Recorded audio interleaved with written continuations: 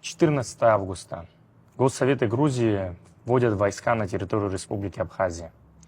Мне хочется вообще в этом вопросе, в этой дате разобрать две вещи. Первое – это возможно было избежать войны? Скорее всего, уже невозможно было, потому что было такое ташкентское совещание, где бывшие советские республики разделили между собой советское вооружение. И в Грузии был вообще штаб Закавказского военного округа. И все вооружение этого Закавказского округа перешло в руки нового грузинского государства. И поэтому, как я уже неоднократно говорил, впечатление было такое, что у них в руке молоток, значит, все остальные проблемы кажутся гвоздями.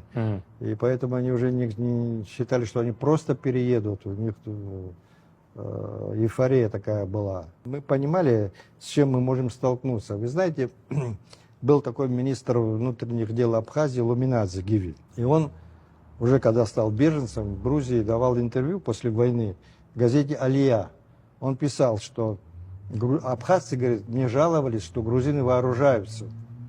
Но я ничего, говорит, не сделал, чтобы этому препятствовать.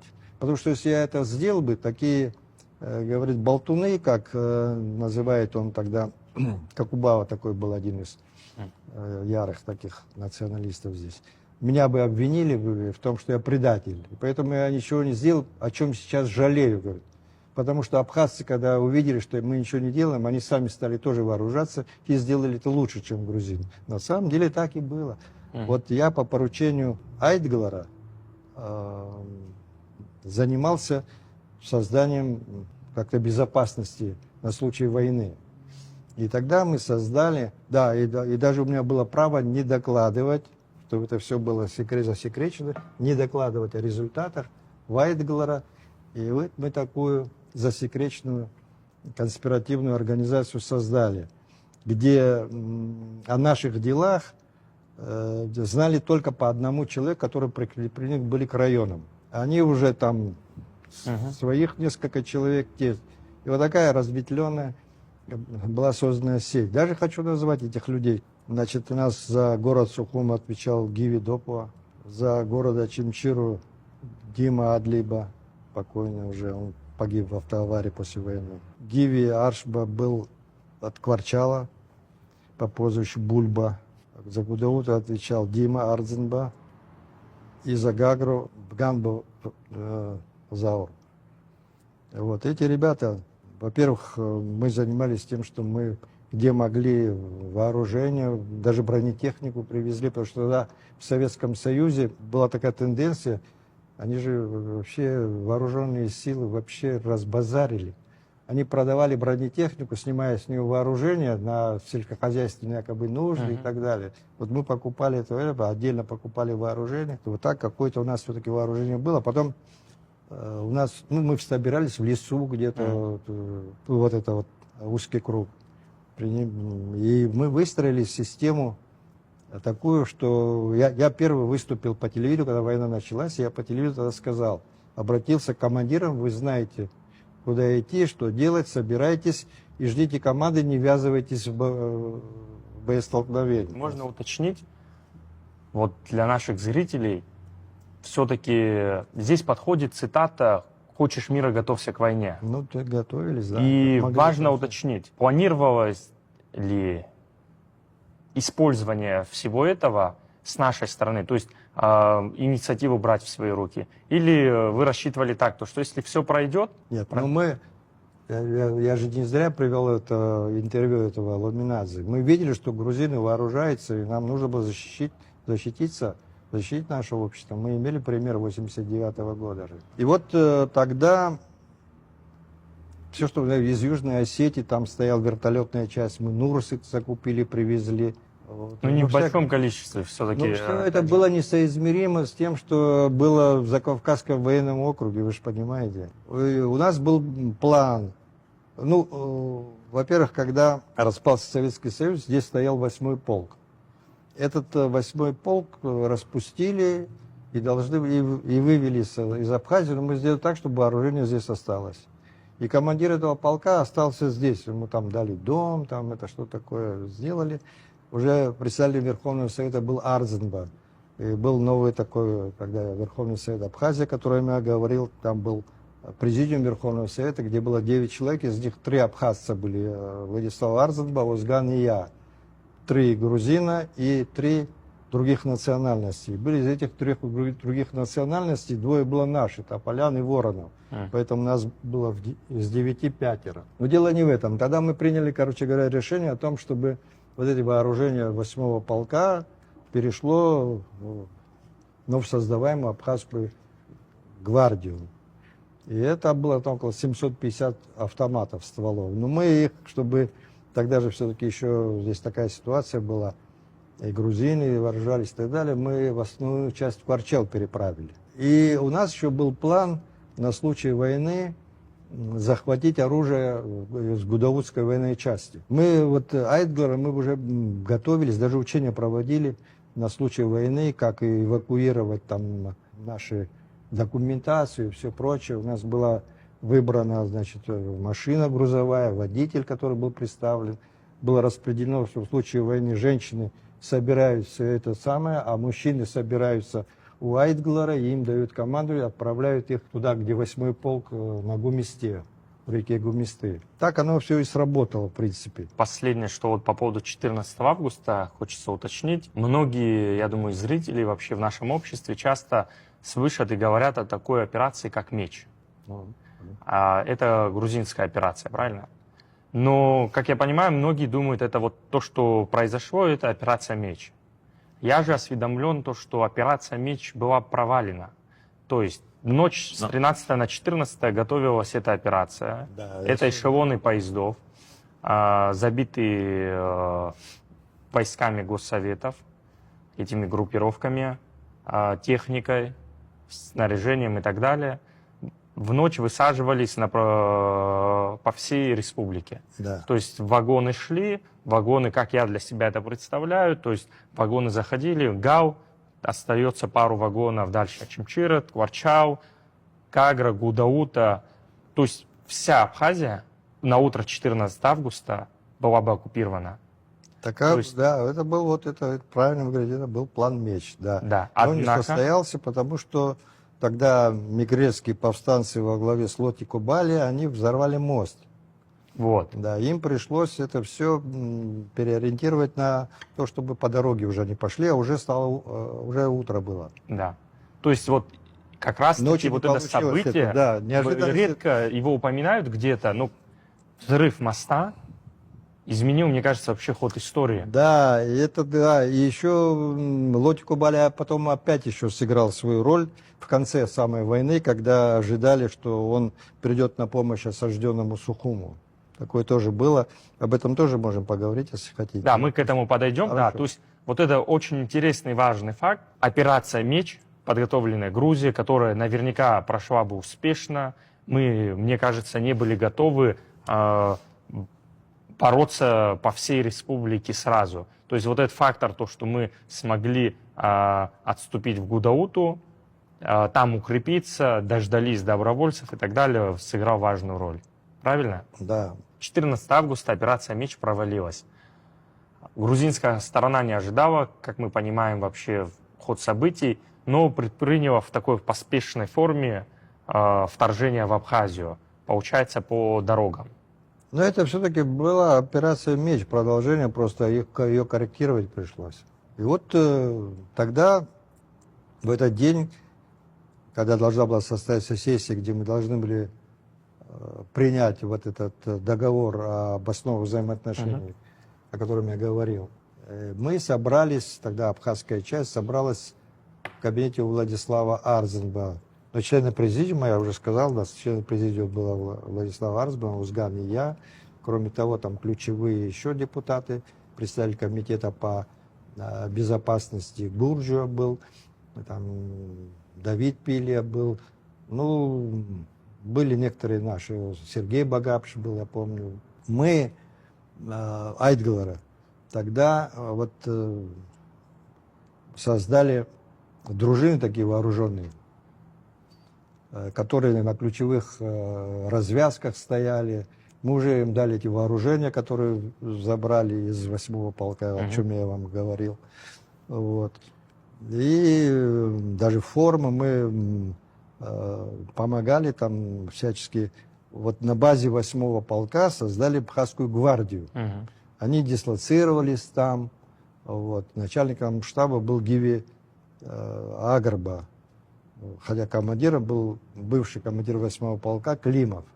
Такой. Это же все законно было, как я знаю. Верховным Советом, Да. когда вывели 8-й полк, было распоряжение Верховного Совета о переподчинении и создании на его базе вот этой гвардии, вооружили и так далее, они вот этим занимались. А мы Айтглера там помогали им одеждами, там, формами, там, включая вопросы гигиены и прочее, ну, поддерживали как могли. И на Ахурей, это в Ачимчирском районе, был поставлен такой пост, потому что это такая развязка, которую проехать ну, невозможно.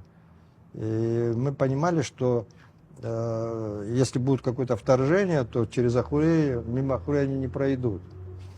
И вот мы в кабинете Владислава Арзмана обсуждаем предстоящую сессию, и вдруг, значит, звонит ему по ВЧ, звонит замглавы администрации Чимчирского района Бадья, фамилия. И он говорит, что наблюдают движение бронетехники в сторону Абхазии. Владислав Арзман что-то его отчитал, прекратите панику и так далее. И по вертушке хочет связаться с Ахурей, а никто не отвечает. А потом мы узнали, что основную часть повезли в Гал обедать, а несколько человек, которые оставались, сразу попали в плен. Вот. Они после войны были освобождены? Мы их потом обменяли во время войны еще. Потом, значит, опять звонит Бадья, опять говорит, опять Владислав нервничает, на него наезжает. Я тогда не понимал, но потом я уже это все узнал, что все-таки с Владиславом Арзманом договорились, Шаварнадзе договорился о том, что это был как такой момент, когда гамсахурдисты похитили вот эти Кубали, они похитили такого министра Кавсадзе грузинского. И по грузинской информации он якобы в Гальском районе. И грузины Владиславу сказали, что они дальше этого не пойдут, они просто зайдут, чтобы освободить этого Кавсадзе. Понимаете? И поэтому, когда вот это танки и так далее, он начал нервничать, ну, думал, что, может, преувеличивают. Когда третий раз Бадья позвонил, он на него накричал, типа, прекрати панику. Тот уже испугался, больше не стал звонить, но через некоторое время позвонил в приемную Владиславу. У него секретарша была такая, Раиса Погорелая. И Раиса заходит и говорит, Сергей Васильевич Багапшев, вас, говорит, телефону зовут. Он вышел, оказывается, Бадья уже позвонил ему, чтобы Сергею Васильевичу это рассказать. И Сергей Васильевич возвращается и говорит, слушай, по объездной дороге, говорит, танки идут. Они обманули Владислава. Да. И в это время, значит, из Айтглера приходит вот Дима Адлиева, о котором я говорил. Он погиб после войны, он был преподавателем в АГУ, и он отвечал за Чимчирский район тогда. Он, брат его вот был Камука мэром города, который был. Отец его, Антон Адлиева, был тоже в университете работал, и он сам тоже в университете работал. Так вот, он тоже пришел, в кабинет заходит к Владиславу и говорит, слушайте, мол, нам тоже сообщают, что танки. Ну, тогда поняли, что дело серьезное. И тогда поручили Гурджо, как он председатель комитета по безопасности, и у Владислава был помощник по военным вопросам полковник Виктор Какалия. Им поручили выехать и на месте посмотреть, что происходит. И Дима Адлиева поехал с ними. И они на трассе столкнулись с этой колонной и еле смогли увернуться. И уже они оказались в начале войны в Ткварчале. Теперь, значит, мы сидим, вы зашли уже, депутаты, все, сидим, абхазские, грузин нету. Сидим в зале заседания. Там флаг висит, который мы перед этим символику приняли. Это тоже отдельная история, как принимался флаг абхазский. мы тогда Вайтглера, это поручили Валерию Гамге. Гамге, художнику нашему. И мы обсуждали с ним, разные варианты были, вот тогда было такое, участвовали в этом в основном Валера, я, Нодар Чамба, Гена Алами, вот с нами он вот обсуждал в основном. И вот эта идея была о том, чтобы сделать флаг Айтглера, которая белая рука на красном фоне. Он как бы символизирует период феодализма. И вот этот полосатый флаг периода конфедерации, который характеризует республиканский, так сказать, период нашей истории. И как бы вот эти объединить два символа. Потом у него был, я помню, такой проект, где вот эта красная часть таким клином, как на кубинском флаге она входила.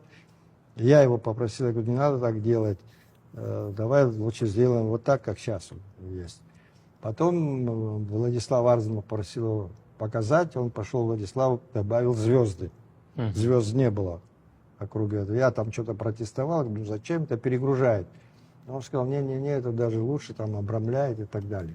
Грузины, узнав о том, что мы это делаем, они возмущались. Они не хотели, конечно, чтобы символика какая-то была, абхазская была. Потом еще услышали, что там будут зеленые полосы исламские. Вот это вот их очень возмущало.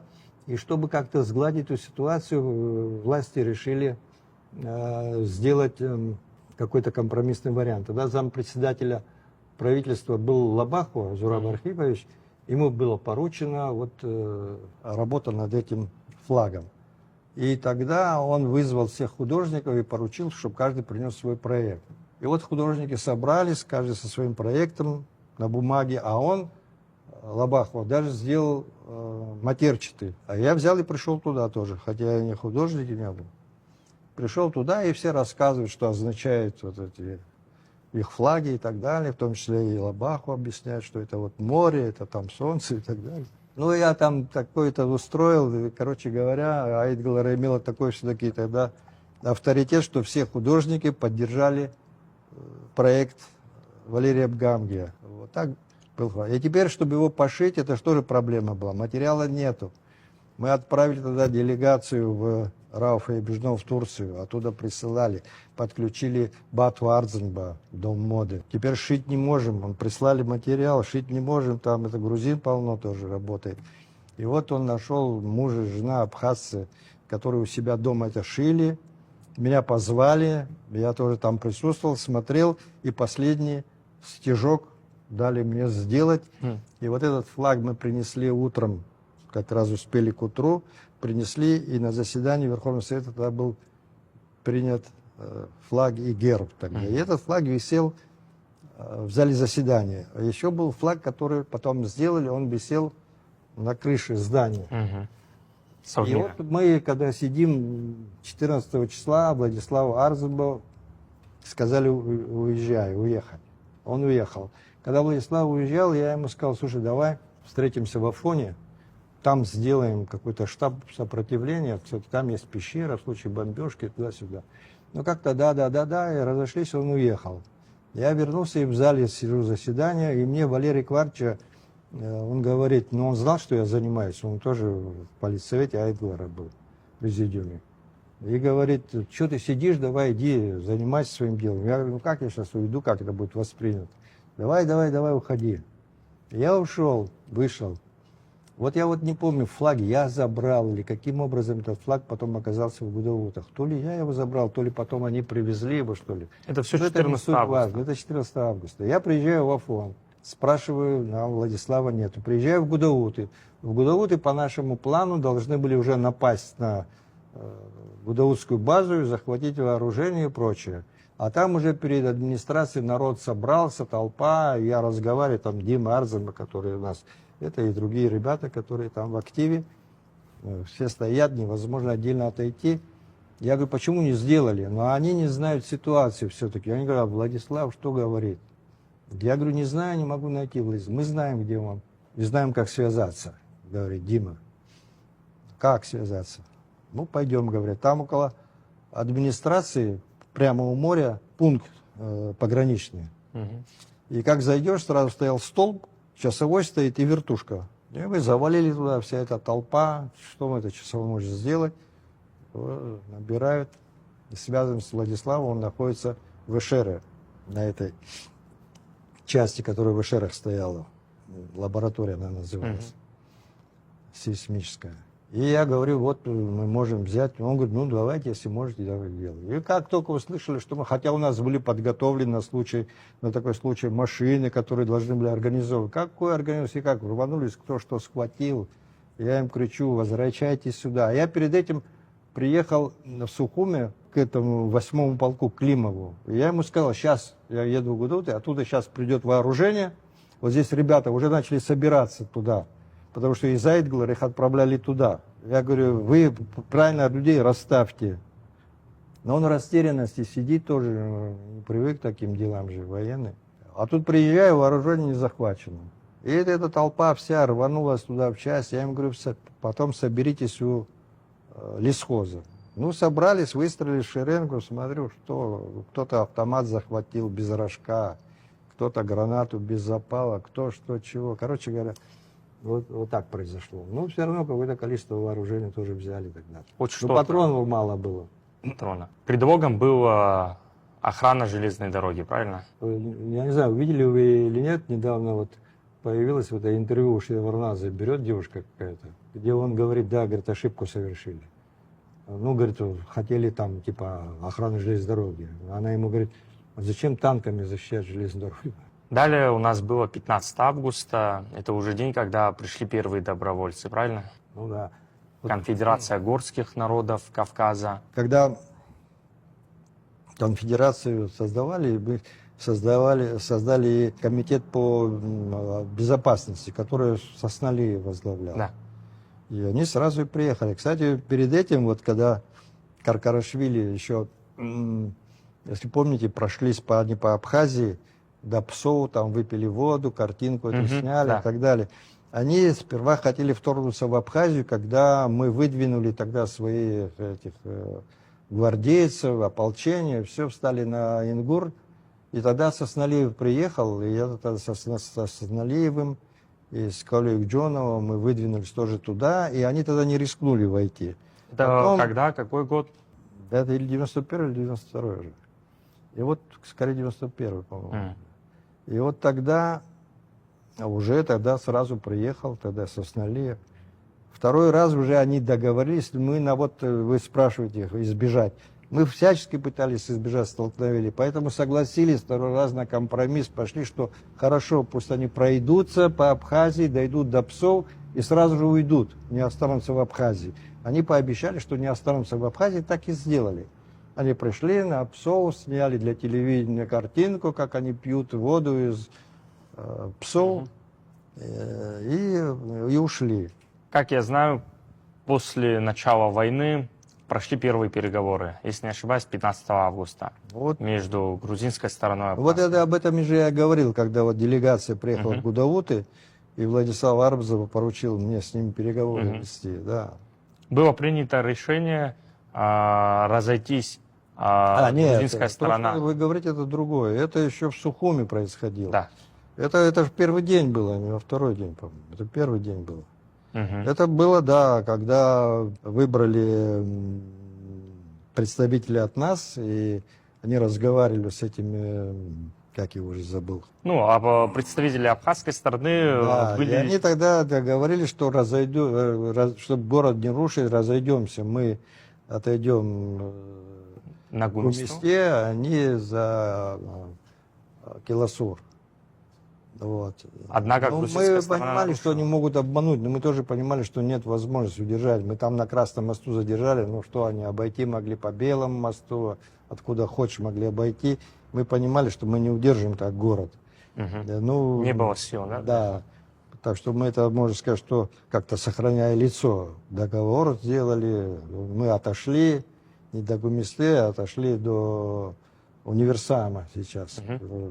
Ну, они, естественно, вошли в город. Да. Конфедерация горских народов Кавказа. Вы вот вначале говорили о деятельности, то, что вы ездили по всему Советскому Союзу, в частности, по Северному Кавказу, активно принимали участие там. Вот расскажите, почему все народы Кавказа поддержали абхазский народ в освобождении от оккупации Грузии? Но мы смогли все-таки донести до наших братьев на Северном Кавказе проблему нашу. Я помню, когда вначале мы ездили, мало вообще кто знал о том, что вот какое-то есть родство там наших народов, мало что вообще про Абхазию знали. Ведь вся история Советского Союза, период Советского Союза тогда была направлена на то, чтобы сближать с Грузией и всячески отсекать всякие возможности с контактов с Северным Кавказом и так далее. Вот. И вот мы эту работу проводили. Вначале мы ездили и какие-то создавали, находили активистов, которые там начали создавать тоже свои национальные какие-то движения. И мы потом начали сотрудничать. И знаете, как было вообще? Мы очень часто ездили, тогда не было таких шикарных машин, как сейчас. У нас в Айдглере была такая потрепанная «Волга». И вот мы на этой «Волге», не останавливаясь где-то ночевать, как сейчас это может быть, на гостиницах останавливается, по очереди с Геннадием Алами за рулем объездили все Северный Кавказ. Еще не помню ни разу, чтобы у нас машина не испортилась по дороге там, или колесо не... А не было профилактик, этих бензозаправок, как сейчас. Постоянно туман там стоит, гололед. Вот и ночью стоишь с этой испорченной машиной, не знаешь, что делать. Вот так это происходило. Но все равно мы ездили, мы подняли там волну такую, что начали создаваться движения, и нужно было уже создавать общую организацию. Здесь мы пришли к тому, что это не абхазец должен быть. У нас же абхазцы, они же слушать не будут, наши абхазцы. Вот как было, пока Сосналин не приехал, кто слушал Какалия, который первоначально, как военный, должен был возглавить и так далее. Вот Сосналиев приехал, кабардинец, там начали слушать. То же самое мы решили сделать кабардинцы. Кабарда все-таки она как-то посередине всего Кавказа. И тогда вот Геннадий Алами предложил Шанибова тогда сделать. И мы пригласили Шанибова в Гудау, так мы там в доме отдыха одном встретились. Несколько человек нас было, я, Геннадий Алами, Шанибов, еще кто-то, несколько человек. И мы его уговорили возглавить эту организацию. Потом проводили съезды неоднократно. В Нальчике, в Грозном, в Южную Осетию ездили, когда там война была, в Цхинвале были. Много мероприятий таких проводили, конечно, по Северному Кавказу. И это на наши эти встречи огромное количество людей приходило. Тогда, видимо, изголодались люди по такой информации. Ведь первый раз это все открыто говорилось. Поэтому сейчас труднее трудно собрать людей, а тогда переполненные залы были, или стадионы были переполнены, когда мы собирались. Здесь в Сухуме проводили тоже мероприятия, на стадионе переполненном. Также и на Северном Кавказе. С этой идеей и ребята пришли, которые вообще Абхазию. Сулейманов такой, Алхазур был бедный, от ковида он умер, здесь он ногу потерял. Он говорит, я вообще Абхазию не знал. Я из-за вас, говорит, с Геной Алами приехал в Абхазию, здесь ногу свою потерял. Я не знал, говорит, что такое Абхазия. Грузинская сторона часто говорит что это были наемники. Что вы можете сказать на это? Какие наемники? У нас что, были деньги платить кому-то, что ли? У нас денег не было, чтобы как-то кормить хотя бы людей. Это, мне кажется, очень серьезный аргумент. У нас даже не было денег платить наемникам. Да. Очень много вообще было на этот счет ситуаций. Люди с детьми со своими попадали сюда. Бывало, человек приходит, тут своего сына находит, отправляет домой, его сын все заново возвращается через Кавказский хребет. Можно зачитать даже элементарно клятву, которую они давали, приходя в Абхазию. Теперь защита Абхазии – наше неотъемлемое право и обязанность. Для нас теперь она, Абхазия, родина. И на Кавказе нет ни абхазов с этой минуты. 23 августа. Первая группа добровольцев из нашей диаспоры, это из Турции и из других стран. Этот факт часто сталкиваемся в обществе, что многие недооценивают или считают, что поддержка была не такой уж большой со стороны диаспоры. Что вы можете сказать на этот счет? Вопросами диаспоры тоже впервые Айдглер начала заниматься. Мы тогда собирали деньги, переселяли, дома покупали. ну, единицам, которые сюда переселялись. Мы тогда создали фактически такую группу, которая этими вопросами занималась. Гивидопова тогда этим занимался. Ну, что вам сказать, очень трудно оторвать же людей, это вырвать их с корнями, когда здесь не устроена еще неблагополучная ситуация. Они живут в более благополучной семье. Там уже их могилы, там уже вся родня. Бросить все и приехать сюда. Но, тем не менее, некоторые молодые люди все-таки это сделали. Зов крови, потому что мы там тоже работали ведь. Мы туда тоже приезжали, там тоже встречались. Вот тоже, я помню просто, я вот приезжал в Турцию и приглашали куда-нибудь там на телевидении, на радио, интервью брали, кстати говоря. И подбегали молодые люди, говорили, а у меня мама абхазка, у меня бабушка, у меня дедушка. Очень гордились тогда. Все-таки, особенно после войны, то, что мы смогли отстоять, и независимое государство, в них вдохнуло, конечно, эта гордость, проснулась, да. Ну, там ведь тоже турецкие власти, они раньше вообще не позволяли национальному вопросу как-то проявляться, даже разговаривать, и даже песни на своем языке петь не разрешалось. Это потом, когда они уже решили вступить в Евросоюз, они начали смягчать всю эту политику, но тем не менее. Да и вот наши события во многом изменили там тоже ситуацию. Да, ну все-таки поддержка же была, люди, как я Была, знаю, несомненно, средства собирали, да, да. проводились какие-то митинги, не только Даже во время Абхазии, войны приезжали, после того, как мы освободили Гагру, они уже могли приезжать сюда, представители диаспоры. Очень активно, абхазский Дернек там это поддерживали. Да, к сожалению, уже нету, туда возглавлял Ирфан Аргун такой, уже нету его в живых. Сейчас уже молодое более поколение активно участвует. Спустя 2 дня, 25 августа, вышло такое заявление Георгия Каракашвили. Он возглавлял войско грузинских госсоветов на территории Республики Абхазия. Мне кажется, это обращение служит таким подтверждающим фактором, то, что Грузия пыталась совершить геноцид на территории Республики Абхазия и фактически совершала его. Он выступил с ультиматумом, с требованием к абхазскому народу в течение 24 часов сложить оружие.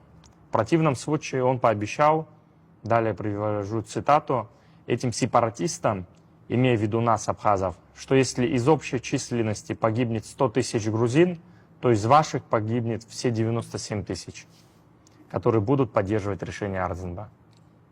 Вот это обращение, какую-то реакцию. Ну, использовали его, конечно, в пропагандистских целях, показывать, а так больше какое оно значение? Просто они показали сами свое лицо. Я с ним встречался как раз после этого заявления, с Каркарашвили тоже, на переговорах. Он никак не пытался объяснить? Ну, он смягчал, типа, давайте не будем воевать. Это, видите, сколько уже ваших погибло, сколько наших цифр начал приводить, преувеличенные наши цифры были. Вот. Ну, это мы же понимали, что они... А международное сообщество никак не отреагировало на... Ну, я же говорю, это все такие детали, которые по существу не влияют на события. Здесь влияют интересы больших держав. Вот. И почему, я еще раз повторяю, почему про геноцид там, говорят в других случаях, про то, что выселили и вынуждены покинуть свою родину карабахские армяне, об этом никто ничего не говорит, никаких резолюций там не принимают. Почему? А про Абхазию никак забыть не могут. Далее нас ждали очень тяжелые переговоры. 3 сентября в Москву были вызваны представители двух сторон, представители республик Северного Кавказа и других регионов России. Что это вообще было? Как вы можете оценить события? Вот как сейчас на Украине пытаются остановить войну, потому что видят, что дело плохо. Если так будет продолжаться, будет полный крах. И тут же грузины тоже хотели остановить, потому что понимали, что все, нету сил, что они могут потерпеть полное поражение. То есть 3 сентября все-таки грузины пытались договориться, или это нам выгоднее было? Это нам никак не могло быть выгодно, потому что значительная часть нашей территории оказывалась под оккупацией, оставалась. Хотя там говорилось о том, что будут совместные органы приняты, что там будут выведены войска и так далее. Но мы понимали, что когда Владислав Арзин вернулся, там значительная часть депутатов вообще против этого было соглашения. И в итоге мы его и не стали выполнять. Но мы же понимаем, как выкручивали руки Владислава. так скажем. Понятное дело, конечно, Видим- он вынужден был, находясь в Москве, он другого и не мог принять, конечно. Но мы видели, как он боролся. Вот есть Но он стенограмма. отстоял там, да, он отстоял там, коррективы некоторые внес, что касается добровольцев, там вот это, чтобы, Да. все, что мог, он сделал, конечно. Но мы не пон- приняли в итоге. Мы все-таки понимали, что это не конец, что мы на этом не остановимся, конечно. А когда это было принято, кстати, в сентябре, и грузины там местные, сухумские, которые собирались на площади, ныне Мгм. площадь Багапша, огромное количество людей, которые кричали, что абхазцев назад не пустят. Поэтому они и вынуждены были убегать, их никто не выгонял. Знали они, как они себя вели по отношению к абхазскому населению, поэтому боялись реакции, и поэтому и уходили сами, никто их не угонял. 2 октября, это 1992 год, период, когда... Гагарское освобождение? Да, Ну, период начала освобождения Гагарского района. да. Что предшествовало этому? Сыграл ли тут фактор, то, что пришло большое количество добровольцев? И Добровольцы, конечно, сыграли. Во-первых, дух поднялся и в обществе. Я помню, вот первые дни, пока еще не пришли, как это на улице меня осаждали. Когда придут, когда? Вы же ездили, вы же туда ездили. Я говорю, подождите. И буквально на третий день уже пошли, через горы переходить стали. Пришли сюда помогать. Но если бы, они сами, как они сами говорили, если бы не было у нас такого духа, никто бы и не помог, никакие добровольцы бы не помогли. некому было бы помогать. Да. Они видели, что есть кому помогать. Но основную роль в этой войне не добровольцы сыграли, а наши. По количеству Патриоты. погибших, да, мы видим Ну, это же ясно. то, что да. превосходное количество. Но все равно это имело значение, конечно, большое. К слову говоря, об освобождении Гагарского района, вот часто сегодня, это, мне кажется, с приходом Саакашвили вообще в Грузии появилась такая тенденция говорить то, что они воевали не против абхазов, а против России. Но мне кажется, важно отметить то, что когда мы освобождали Гагру, грузины как раз-таки бежали в Россию. Как они могли воевать против России и бежать в Да Россию? нет, ну это просто им стыдно сказать, что они абхазцам проиграли войну, они хотят сказать, да, что они с русскими сражались. Ничего такого не было. Если сравнить, сколько оружия они получили в наследие от Советского Союза, после этого говорить о том, что нам там помогали, это мизер, который мы могли там приобретать. Мы в основной бронетехнику у них, которую отняли, откуда нас больше. Нам бронетехника не приходилось. Это то, что мы до войны какие-то БТРы купили, это несколько штук, это было, которые, как я уже сказал, вот покупали мы как для сельхознужд. Вот. А так во время войны, что к нам бронетехника через ПСО, что ли, приходила? Все, что у нас было, это то, что у них отняли. То, что отняли, да. Как раз-таки после Гагарской операции у нас и появилось оружие, которое они там побросали. Вот именно. Мы говорим о факторе, то, что часто вот слышим там вот, когда упрекают, то, что помогла Россия или Россия как-то влияла, или были силы, которые поддерживали нас со стороны России. Мне кажется, важно учитывать тот факт, то, что это период после развала Советского Союза. Период, когда в самой России было очень много проблем. Неразбериха, разделение, огромное разделение. То есть единой какой-то власти централизованной в России на тот момент не существовало. И поэтому мне реально удивительно, когда люди, образованные люди на полном серьезе пытаются приводить в аргумент то, что Россия как-то активно принимала участие в тех событиях. Мне же кажется, Россия пыталась сделать все, чтобы не навредить себе.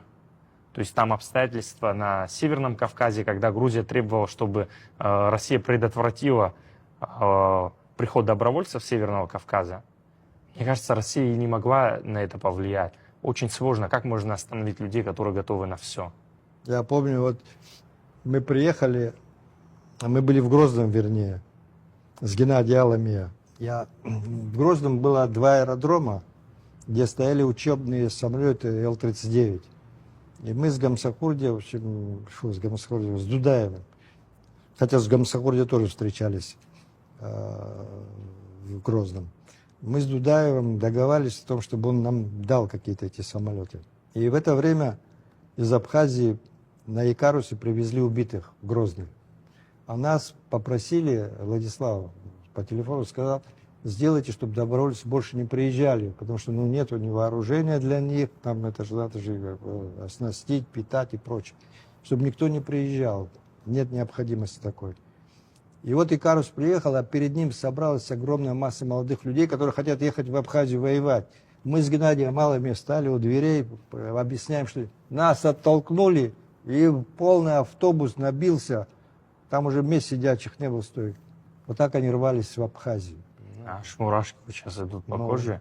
Да. О каком наемничестве можно говорить? Да. Далее нас ждала такая трагическая дата в истории Абхазии. 22 октября 1992 года Госсоветы Грузии сожгли Абхазский государственный архив. Но они хотели стереть память, потому и архив сожгли, и Абхазский институт языка, литературы и истории тоже сожгли, уничтожили.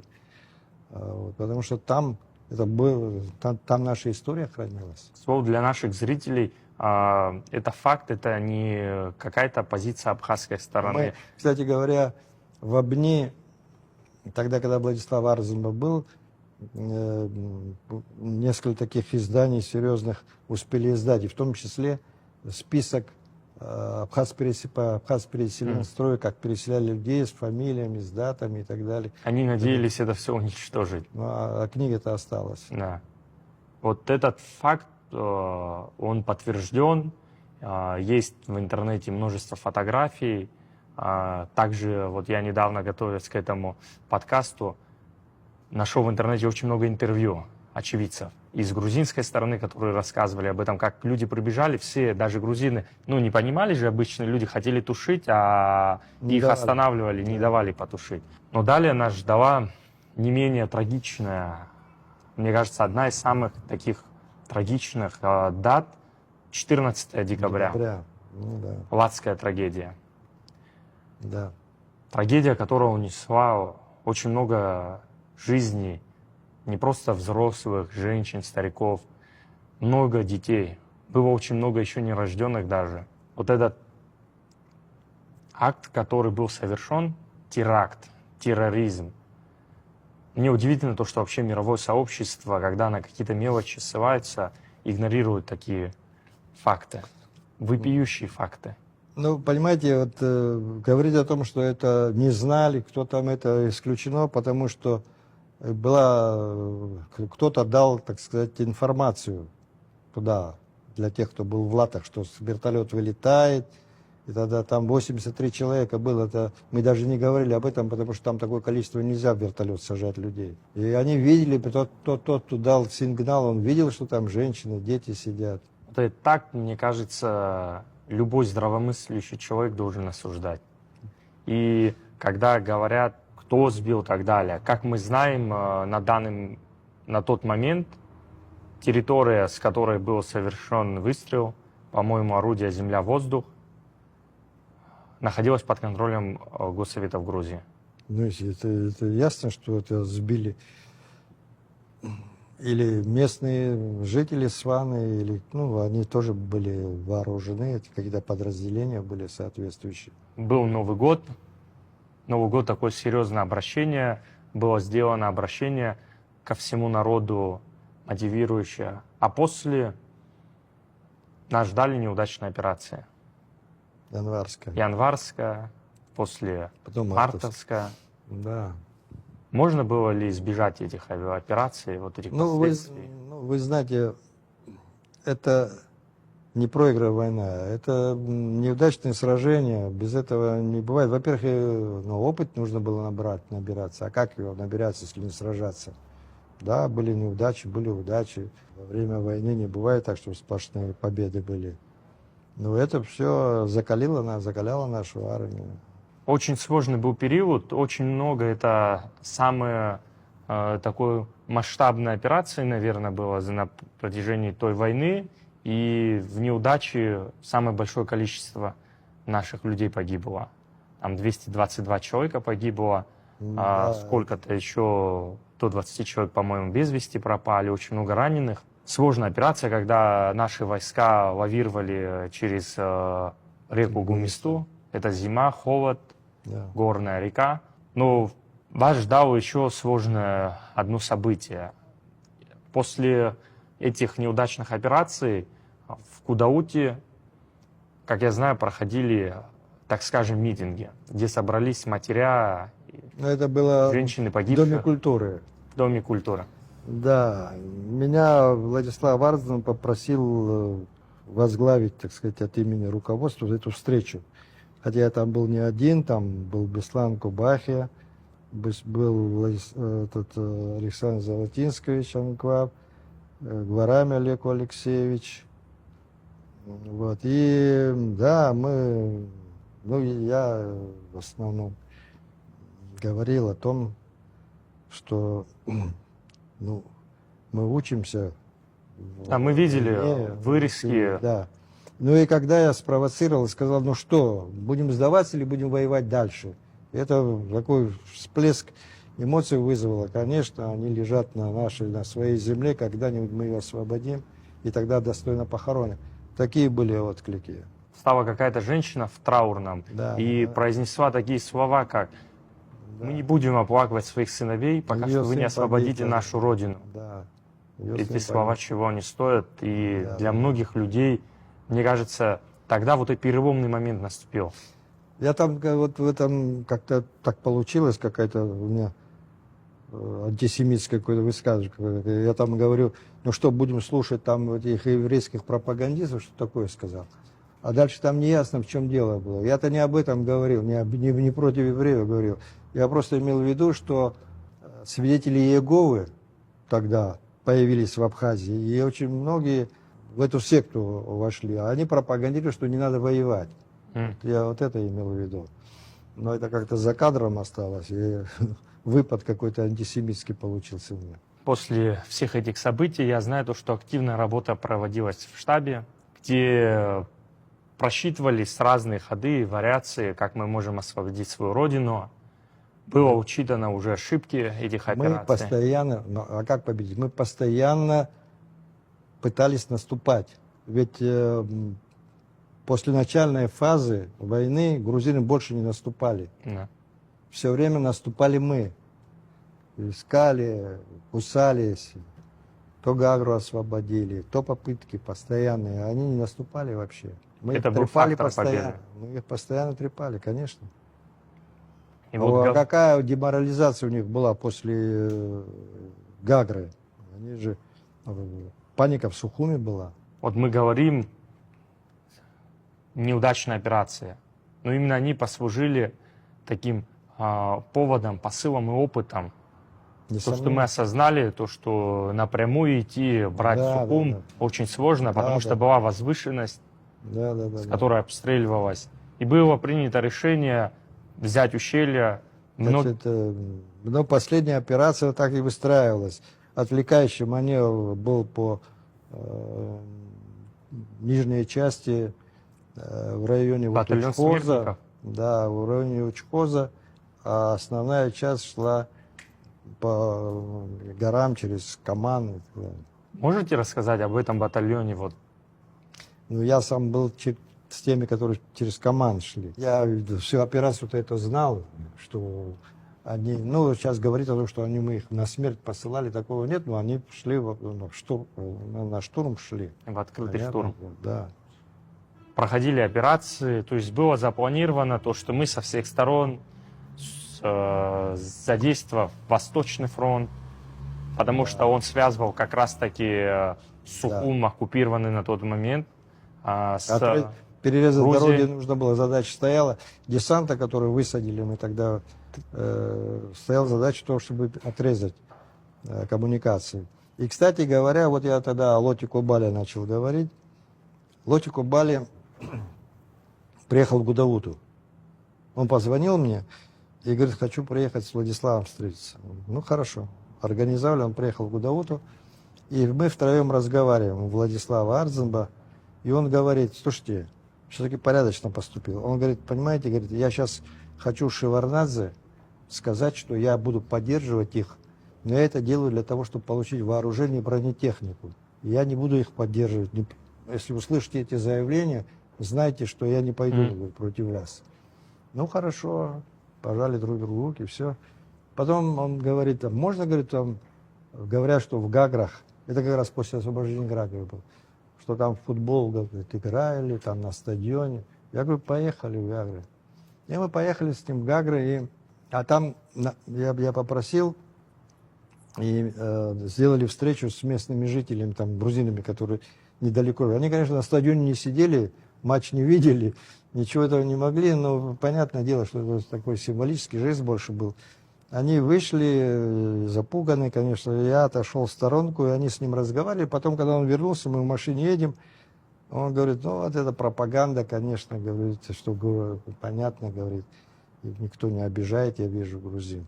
Потом говорит, а где, говорит, у вас пленные, говорит, сидят? Я говорю, в Гудаутах. Можно, говорит, посмотреть? Я говорю, поехали.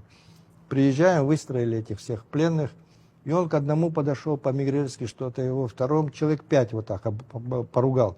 И потом говорит, слушай, говорит, Серго, говорит, вот это, говорит, мои, говорит, люди, говорит, это и шеварднадская пропаганда их, говорит, задурила голову. Если отдашь мне, я обещаю, они против вас не будут воевать, и у меня свои, ну, у него свои планы были за Мигрелью независимую. Поэтому я сказал, забирай. Тут же их забрал, отвез. Вот и мы говорим про июльскую операцию, шло освобождение Шромы. В селе Шрома 11 июля погиб мой дядя Чхерия Заур. Его многие звали по прозвищу индеец. Для меня всю жизнь он был эталоном, олицетворением всех лучших качеств. Просто хочу, чтобы каждый знал, что вот это все, что мы делаем, путь, который мы проходим на протяжении всей истории, он связан с такими людьми, которые отдавали свою жизнь. Вы, человек, который сегодня сидите с нами, могли бы заниматься чем-то другим, но выбрали свой путь в служении Родине. Это благая цель, и наше поколение не должно об этом забывать. Когда я сегодня вижу то, что некоторые, немногие сдаются, опускают руки, сложно, в мире такие проблемы, все, предлагают не бороться, предлагают оставить это, смириться с реалиями. Мне кажется, мы должны вспоминать о таких людях, потому что смерть пришла в каждый дом в Абхазии. Да. Каждую семью коснулась. И в память о них мы должны помнить и идти дальше. Да. Вот мы говорим, были успешные операции. Они отдали свою жизнь не просто так, мы знаем. Благодаря этому мы смогли освободить Сухум. Дальше шло благодаря тому, что взяли Шрому, взяли другие высоты там. Благодаря тому, что высадился десант, тамышский десант, мы смогли взять Сухум. 27 сентября Сухум был освобожден. Мне кажется, для всех нас это был большим праздником. Но после освобождения Сухума люди стали праздновать. И, как знаю, многие хотели переждать, укрепиться. Но Владислав Григорьевич Арзенба запретил. Был дан указ, то, что утром мы продолжаем наступление, пока что не будет освобождена вся Абхазия. Да. Ну и настрой тоже был, уже останавливаться никто не собирался, конечно. А как остановились на Ингуре? Как смогли остановить Ингур? Остановились. Хотя потом, когда уже события были, которые возглавлял Лоти Кубали, там сепаратистские в Мигрели, и наши туда там участвовали. Приходили помочь. Как только наши приходили, они шли в наступление, только наши уходили, но Владислав не разрешал вмешиваться в их дела, на самом деле. А потом, почему остановились? Потому что тогда командующий Черноморским флотом, он высадил десант в Поте, чтобы остановить это наступление. По-моему, Шеварнадзе попросил Ельцина помочь и так далее. И Ельцин дал команду, и они высадили поти. Ну, наши уже не могли с русскими же сталкиваться. Наши ушли. Как только наши ушли, мигрантцы разбежались. Спасибо вам большое, Сергей Миронович. Реально, мне кажется, выпуск очень интересный получился, зрители оценят. А вам, дорогие друзья, спасибо, что остаетесь с нами, смотрите. Мы будем продолжать дальше трудиться для вас. Это очень важный для нас спецвыпуск. Мы надеемся, что вы поддержите его, будете оставлять комментарии, лайкать. Это очень важно для продвижения данного ролика. Следите за нами. Абзираз.